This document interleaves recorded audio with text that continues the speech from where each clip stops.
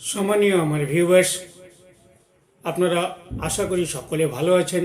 আজকে যে ইনফরমেশনটা আপনাদের কাছে নিয়ে এসেছি, ইনফরমেশনটা খুবই আপনাদের দরকার এবং সকলেরই প্রয়োজন।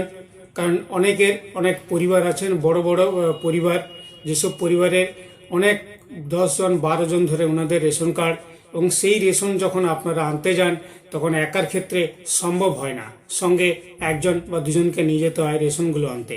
কারণ রেশনটা এত পরিমাণে আসে যেটা একার দ্বারা আনা সম্ভব হয় না। তো আমি আপনাদের কাছে এমন একটা ইনফরমেশান নিয়ে চলে এসেছি, সেটা হচ্ছে আপনাদের পরিবারের সেই বড় বড় যাদের গ্রুপ আছেন তাদের গ্রুপের মধ্যে থেকে আপনারা নিজেদের ফ্যামিলিকে আপনারা কি করে আলাদা করবেন, বিভাজন করবেন আপনাদের সেই রেশন কার্ডগুলো।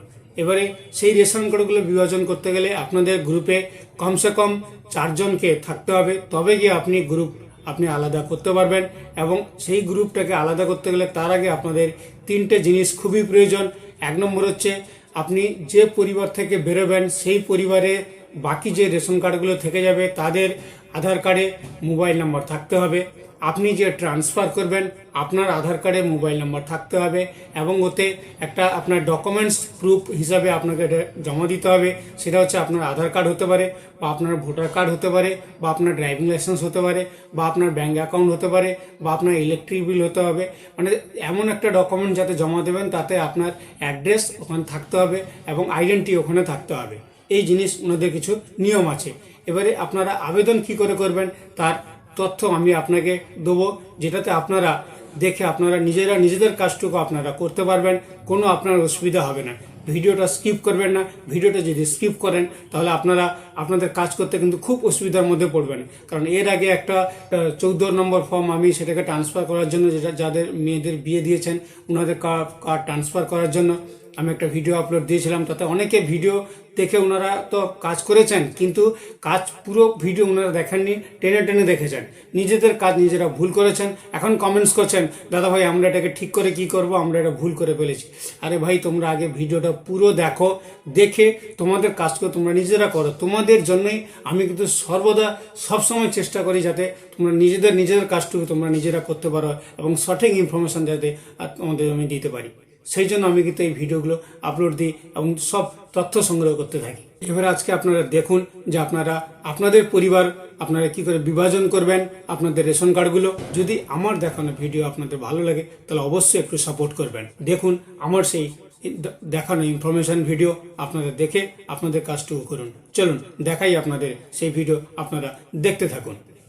আপনি গুগল ব্রাউজারে যেমনি এই food.wb.gov.in আপনি যেমনি এই ওয়েবসাইটে আসবেন, ওয়েবসাইটে আসার পরে এইখানে বাঁ দিকে দেখবেন যে সিটিজেন হোমের উপরে আপনারা ক্লিক করবেন। এর উপরে ক্লিক করার পরে বাঁ দিকে আবার দেখবেন আপনার রেশন কার্ড রিলেটেড কর্নার বলে একটা অপশন আছে, আপনারা এরই উপরে ক্লিক করবেন। এর উপরে ক্লিক করার পরে আপনাকে এরকম দুটো অপশন দেখাবে, একটা সেলফ সার্ভিস পোর্টাল আর একটা দেখাবে আপনাকে যে সার্ভিস রিকোয়ারিং অফিস অ্যাপ্রুভাল। আপনাকে এই দুটো অপশন দেখাবে। এই দুটো অপশনের মধ্যে এই সার্ভিস রিকোয়ারিং অফিস অ্যাপ্রুভালের মধ্যে আপনারা তারই উপরে ক্লিক করবেন। তার উপরে ক্লিক করার পরে আপনাকে একটা নতুন ইন্টারফেস দেখাবে। একটা দেখাবে আপনাকে অনলাইন আর একটা আপনাকে দেখাবে অফলাইন। তো আপনি অনলাইনের উপরে আপনি ক্লিক করবেন। অনলাইনের উপরে যখন আপনি ক্লিক করবেন, ক্লিক করার পরে এখানে আপনার এই যে অপশনটা দেখাচ্ছে এখানে আপনার আধার নাম্বার দিতে হবে। তো আমি আধার নাম্বারটা দিয়ে দিলাম। আধার নাম্বার দেওয়ার পরে নিচে এরকম একটা বক্স দেখবেন, আপনারা ওইটাতে ক্লিক করবেন, দিয়ে টিক চিহ্ন করে দেবেন। এবারে এই যে সেন্ড ওটিপির অপশন আছে, সেন্ড ওটিপির উপরে ক্লিক করবেন। উপরে দেওয়া আছে আধারের মাধ্যমে লগ ইন করুন। তার মানে আধার কার্ডে যে মোবাইল নাম্বার দেওয়া আছে তাতে আপনার একটা ওটিপি গেছে, সেই ওটিপিটা আপনার এখানে দিতে হবে। তার টাইমিং দেয় কিন্তু আপনার 1 মিনিট 20 সেকেন্ড। সেই 1 মিনিট 20 সেকেন্ডের মধ্যে আপনাকে কিন্তু ওটিপিটা দিতে হবে। আমার ওটিপি চলে এসছে, আমি ওটিপিটা দিচ্ছি। ওটিপিটা দেওয়ার পরে দেখবেন তার নিচে একটা অপশন রয়েছে আপনার সাবমিট ওটিপি। এই সাবমিট ওটিপির উপরে আপনি ক্লিক করবেন। আপনাকে এরকম একটা ইন্টারফেস দেখাবে, উপরে আপনার ডিটেলস দেখাবে, সেই ডিটেলসটা দেখে নেবেন। যদি ঠিক থাকে তো ইয়েস করবেন, যদি ভুল থাকে তাহলে আপনি না করে আবার ব্যাক চলে যাবেন। যেহেতু আমার সবকিছু ডিটেলস ঠিক আছে সেই জন্য আমি এর উপরে ক্লিক করলাম ইয়েস। তার উপরে নেক্সট পরবর্তী অপশানে আমি ক্লিক করলাম।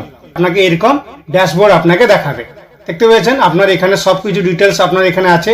এই যে প্রেজেন্ট ফ্যামিলি মেম্বার্স, আপনার এর উপরে ক্লিক করে আপনার ফ্যামিলিতে কে কে আছেন আপনারা দেখতে পাবেন। আমি ইউটিউব এবং ফেসবুক গাইডলাইন অনুযায়ী আমি কারো ডিটেলস দেখাতে চাই না, সেই জন্য আমি এর উপরে ক্লিক করলাম না। এবার দেখবেন আপনার 1 2 3 4 5 6 এই 6টা ব্লু লাইন ক্রস করার পরে 7 নম্বরে রয়েছে আপনার অনলাইন ফর্ম সার্ভিস। আপনার এই যে রয়েছে আপনারা এরই উপরে ক্লিক করবেন। এর উপরে ক্লিক করার পরে দেখুন এখানে আপনাকে অনেক রকম ফর্মের অ্যাপ্লাই করার জন্য অপশন দিয়েছে, 4 নম্বর 6 নম্বর এইসব দিয়েছে। এরপরে এটাকে স্ক্রল করবেন, স্ক্রল করার পরে এখানে দেখুন দেওয়া আছে ফর্ম 13। এর উপরে আপনাকে ক্লিক করে পরিবার বিভাজন করতে পারেন, কিন্তু অন্তর্দেয়া এ ওয়াই ক্ষেত্রে পরিবার বিভাজন করা যাবে না, আপনার বাকি সব কটা আপনি বিভাজন করতে পারবেন। তো আমরা এরই উপরে ক্লিক করে বাকি কাজগুলো আমাদের করতে হবে। তো আমি এর উপরে ক্লিক করছি। দেখুন এখানে যা কিছু দিয়েছে সব ডিসেবল, আপনি এখানে কিছু চেঞ্জ করতে পারবেন না। আপনি আধার কার্ড দিয়ে লগ ইন করেছেন, সেজন্য আধারের ডিটেলস এবং আধার কার্ডে যে মোবাইল নাম্বার আছে সেটাকে আপনাকে এখানে ডিসেবল করে রেখেছে। এরপরে কি করবেন, এই নেক্সট পরবর্তী অপশন যাচ্ছে আপনারা এর উপরে ক্লিক করে আগে এগিয়ে যাবেন। তো আমি এর উপরে ক্লিক করছি।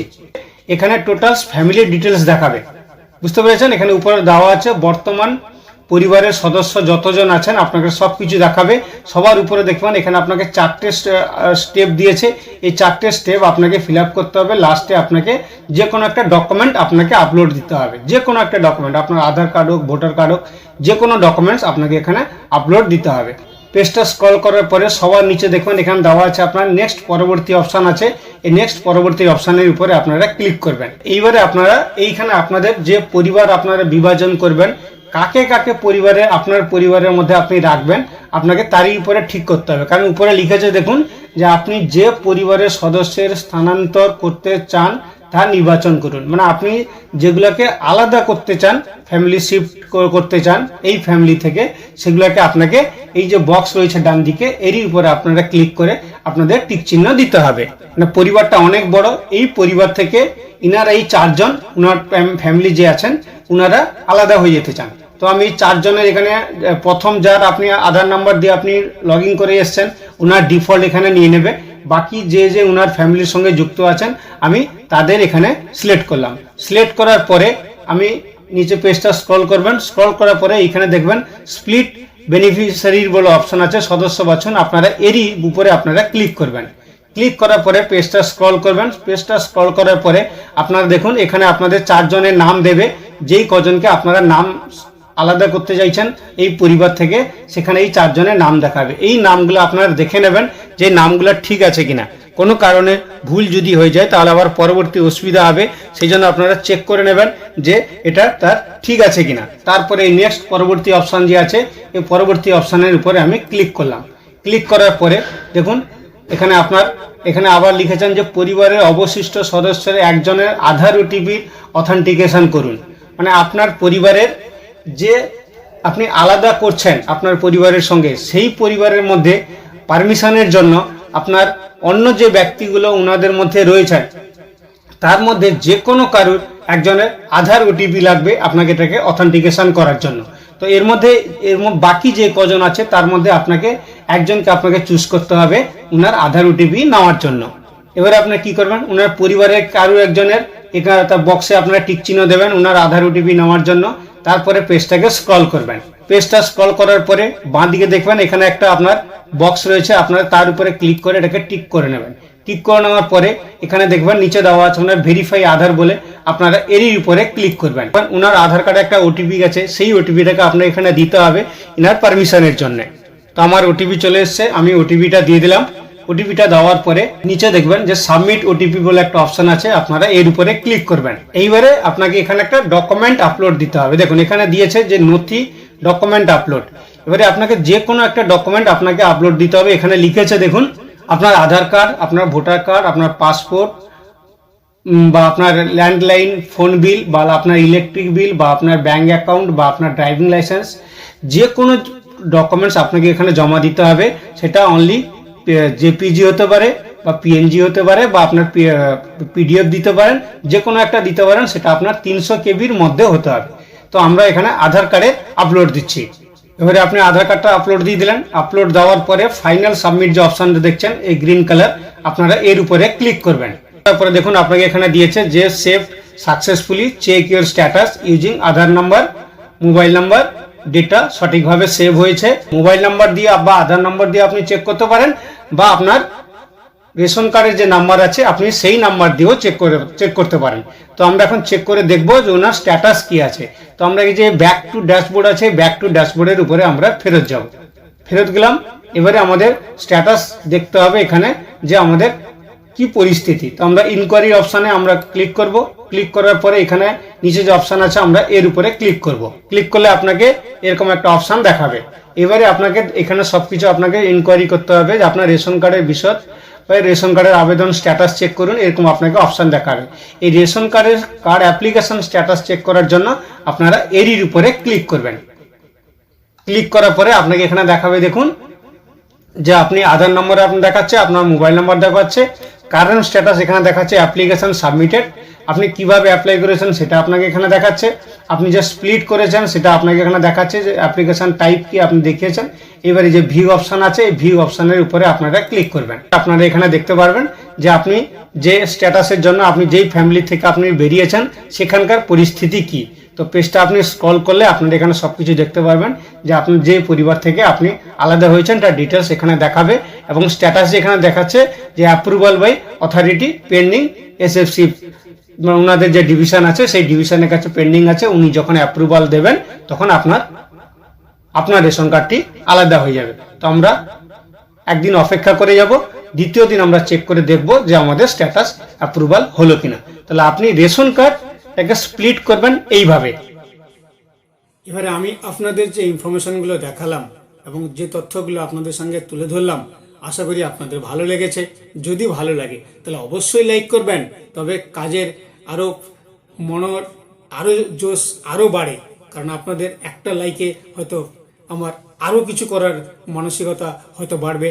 এবং চ্যানেল যদি প্রথমবার হয়ে থাকেন চ্যানেলকে সাবস্ক্রাইব করে নেবেন, এবং পাশে বেল আইকনটা আছে, বেল আইকনটা যখনই অল করে দেবেন আমি এইরকম ধরনের যত নোটিফিকেশান গভর্নমেন্টের বেরোবে বা কোথাও কিছু বেরোবে, যখনই কোনো ভিডিও আপলোড দেবো তৎক্ষণাৎ আপনাদের কাছে পৌঁছে যাবে। আবার নিজেদের গ্রুপের মধ্যে নিজেদের বন্ধুদের মধ্যে ভিডিওটা শেয়ার করতে একদম ভুলবেন না কিন্তু, কারণ এইরকম প্রবলেমের মধ্যে কিন্তু প্রচুর লোক আছেন যারা এখনো পর্যন্ত রেশন কার্ড বিভাজন করতে পারছেন না। নমস্কার, ভালো থাকবেন।